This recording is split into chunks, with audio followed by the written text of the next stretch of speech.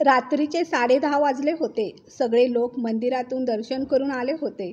Car बाहेर उभी करून घरात प्रवेश केला आणि पाहिलं तर सूनबाई मितालीचे आई-वडील हॉलमध्ये बसले होते.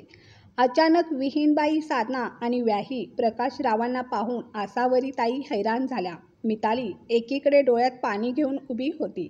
एका क्षणासाठी आसावरीताई आणि त्यांची मुलगी सायलीचे पाय दरवाजातच थांबले. पण घर स्वतःचंच होतं. त्या आत आल्या. वातावरणाचा अंदाज लावून घराची मालकीण आसावरीताईंनी विहीनबाई आणि व्याहींना नमस्कार करून म्हणाल्या, अचानक कसं काय आलात? तुम्ही फोन केला असता तर आम्ही घरीच थांबलो असतो. त्यांचं बोलणं ऐकून साधनाताई तोंड वाकडं करून म्हणाल्या, जर फोन करून आलो असतो तर आम्हाला माहीतच झालं नसतं की आमच्या मुलीला इथं कशी वागणूक दिली जाते. साधनाताईंचं बोलणं ऐकून सगळे हैराण होऊन एकमेकांच्या तोंडाकडे पाहू लागले आणि आसावरीताई मितालीकडे पाहू लागल्या, जी रडत उभी होती.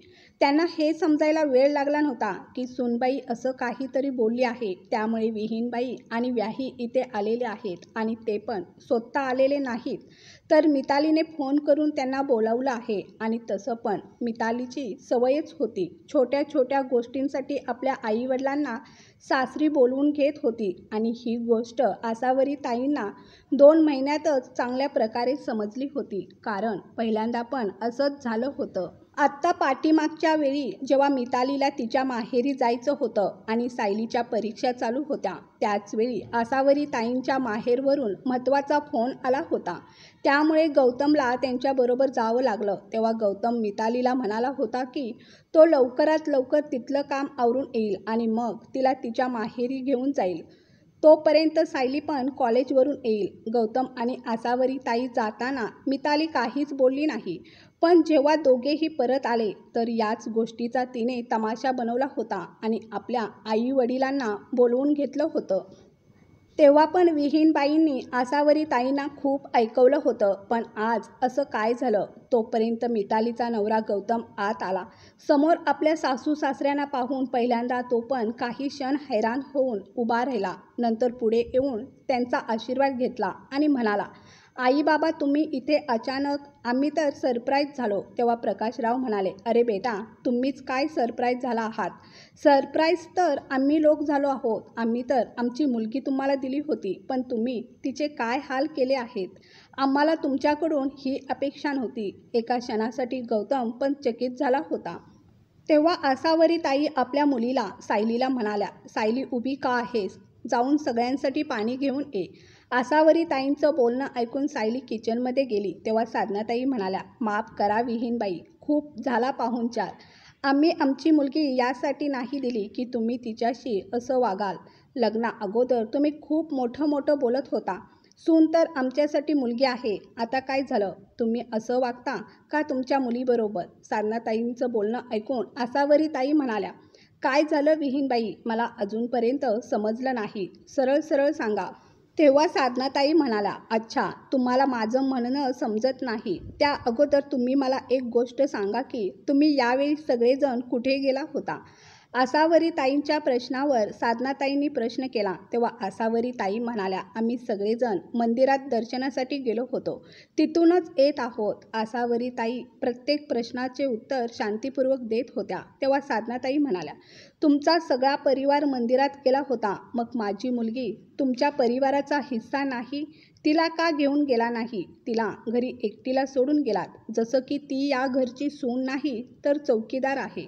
पण मितालीच नाही म्हणाली होती. आम्ही तर तिला घेऊन जाणार होतो. गौतम मध्येच म्हणाला, अच्छा, ती नाही म्हणाली, पण तुम्ही एकदा तरी तिला विचारलं का की ती का येत नाही आणि का तिचं मन होईल तुमच्याबरोबर येण्यासाठी, जेव्हा तुमची आई प्रत्येक गोष्टीत नाक खुपसत असते? साधनाताई हाताने इशारे करत बोलत होत्या. त्यांचं बोलणं ऐकून आसावरीताई हैराण होऊन म्हणाल्या, मी काय नाक खुपसत बसले आहे? तुम्ही जरा समजावून सांगू शकता? तेव्हा साधनाताई म्हणाल्या, अहो, दोघांचं नवीन लग्न झालं आहे. आत्ता त्यांचे फिरायचे दिवस आहेत आणि तुम्ही त्या दोघांमध्ये येत आहात. तुमचं तर वय झालं आहे. या मुलांना फिरण्यासाठी वेळ द्या. तेव्हा गौतम उभा राहून म्हणाला, हे काय बोलत आहात आई? आम्ही मंदिरातच गेलो होतो आणि मंदिरात सगळा परिवार एकत्र गेला तर यात काय चुकलं? एवढ्याशा गोष्टीचं कोण तमाशा बनवतं का? गौतम, तू शांत बस. मी बोलत आहे ना. तुला मध्ये बोलण्याची काही गरज नाही. शांती ठेव, आसावरी ताई म्हणाल्या. तेव्हा साधनाताई म्हणाल्या, तमाशा का नाही करू? माझ्या मुलीवर तुम्ही लोक अन्याय करत आहात आणि मी सहन करू? मी तर माझी फुलासारखी मुलगी तुम्हाला दिली आहे. बघा तिचं रडून रडून काय हाल केला आहे तुम्ही लोकांनी. जर तुम्ही लोक सुनेला आपली मुलगी समजत असता तर आम्हाला इथे सारखं सारखं यावं लागलं नसतं. तेव्हा आसावरी ताई म्हणाल्या, खरंच हीच गोष्ट आहे की तुमच्या मुलीला आम्ही दोघी माया लेकींचं गौतम बरोबर जाणं वाईट वाटलं का? मी तिला ओरडली त्याचं वाईट वाटलं?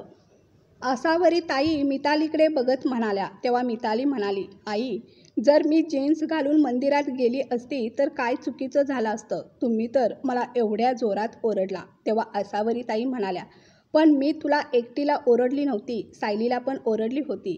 ती तर गपचूप ड्रेस घालून मंदिरात जाण्यासाठी आली ना. पण तू तर डोकं दुखतंय, थोडा वेळ आराम केला तर बरं वाटेल, तुम्ही लोक जावा असं म्हणून मंदिरात येण्यासाठी नाही म्हणाली होतीस. अरे असं कसं तुम्ही ओरडलात? सुनेने जर जीन्स घातली तर काय समस्या आहे? आम्हाला नव्हतं माहीत तुम्ही एवढ्या जुन्या विचारांच्या आहात. साधनाताई मध्येच म्हणाल्या, हे पहा विहीनबाई, तुमची मुलगी अजून पण जीन्स घालून उभी आहे. माझे स्वतःचे विचार आहेत. मंदिरात अशी फाटलेली जीन्स घालून जाणं चांगलं वाटत नाही. शेवटी आमची पण काही संस्कृती आहे. मी पण एक आई आहे. मी माझ्या मुलांना समजवणार नाही तर कोण समजवणार, म्हणून मी नाही म्हणाले होते. मला नव्हतं माहीत की एवढ्या छोट्या गोष्टीचा ही एवढा मोठा तमाशा बनवेल. आसावरी ताई म्हणाल्या. तेव्हा साधनाताई म्हणाल्या, फक्त म्हणायचं असतं की सासू आई असते, पण सासू कधीच आई बनू शकत नाही. एवढ्या छोट्या गोष्टीसाठी तुम्ही माझ्या मुलीला ओरडलात. साधनाताईंच्या तोंडात जे येत होतं ते त्या बोलत होत्या. आता आसावरी ताईंना पण सहन झालं नाही. तरीही त्या मोठ्या आवाजात बोलण्याऐवजी शांतीने म्हणाल्या, खरं बोलत आहात विहीनबाई, सासू कधीच आई बनत नाही. त्याच प्रकारे हे पण खरं आहे विहीनबाई की सून कधीच मुलगी बनू शकत नाही. तुमची मुलगी तर स्वतः मुलगी बनू शकली नाही, मग माझ्याकडून आई बनण्याची अपेक्षा तुम्ही कशी करता? मी तुमच्या मुलीला एकटीला ओरडली नव्हती. माझी मुलगी पण तिच्याबरोबर उभी होती. पण ती गपचूप जाऊन कपडे बदलून आली आणि तुमच्या मुलीनं काय केलं? मी तर सासू आहे, मला तर सगळेच नावं ठेवणार. खरं बोलला तुम्ही. मी हिची आई नाही बनू शकली, पण तुमची मुलगी माझी मुलगी बनू शकले का?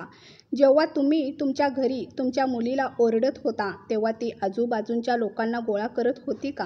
का तुम्हाला काही न बोलता तुमच्या नातेवाईकांना बोलवून तुम्हाला समजवायला सांगत होती, जे आज ती इथे करत आहे? आणि तुम्ही पण इथे येण्याअगोदर एकदा तरी तुमच्या मुलीला विचारलं का, आम्ही तिला का घेऊन गेलो नाहीत? का ती स्वतः आली नाही? टाळी एका हाताने वाजत नाही विहीनबाई. मी पण एका मुलीची आई आहे. तुमच्या घरी पण एक सून आहे. देव ना करो तुमच्या घरी पण असं होईल आणि तुम्हाला पण या सगळ्या गोष्टींना तोंड द्यावे लागेल. तेव्हा काय कराल? मी तर कधीच तुमच्या सुनेला ड्रेस घातलेला पाहिला नाही आणि इथे एका जीन्ससाठी तुम्ही माझ्याशी भांडायला आलात. तुमची सून पण तुमच्या घरच्या सिस्टीमनुसार चालत आहे. मग तुम्ही माझ्या घरी येऊन माझ्या घरात का ढवळाढवळ करत आहात? तुम्ही तुमच्या मुलीला समजवण्याऐवजी मला समजवत आहात. तुम्ही तुमच्या सुनेची कशी आई बनला आहात? तुमच्या सूनबाईला किंवा तुमच्या सुनेच्या आई वडिलांना माहीत आहे तुम्ही माझ्याशी तुमच्या मुलीसाठी कोणत्या कोणत्या गोष्टीसाठी भांडायला येता? आसावरी ताईंचे प्रश्न ऐकून साधनाताई दबकल्याच होत्या. साधनाताई म्हणाल्या, हे तर चुकीचं आहे विहीनबाई. तुम्ही विषय बदलत आहात. तुम्हाला माझ्या सुनेशी काय देणं घेणं आहे? साधनाताई चाचपडतच म्हणाल्या. तेव्हा आसावरी ताई म्हणाल्या, का देणं घेणं नाही? स्वतःच्या घरात काहीही सिस्टीम चालेल, पण मुलीच्या सासरी चालणार नाही. आता तुम्ही माझ्या घरात दखल करत आहात तर मला पण तुमच्या घरात बोलावं लागेल. सगळं व्यवस्थित असूनही तुम्ही छोट्या छोट्या गोष्टीला भांडत आहात.